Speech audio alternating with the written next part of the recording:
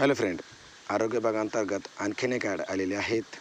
लातूर शहर महानगरपालिका लातूर एकात्मिक आरोग्य व कुटुंब कल्याण सोसायटी राष्ट्रीय शहरी आरोग्य विभाग म्हणजेच NHM अंतर्गत खालील काही रिक्त पदे भरावायची आहे.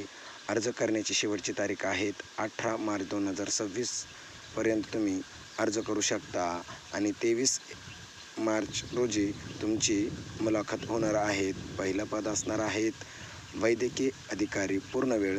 वॅकन्सी आहेत 4. मानधन असणार आहेत 60,000 रुपये. क्वालिफिकेशन पाहिजे MBBS MS. दुसरं पद आहेत वैद्यकीय अधिकारी अर्धवेळ. मानधन असणार आहेत 30,000 रुपये. तिसरं पद आहेत मायक्रोबायोलॉजिस्ट पद आहेत 1.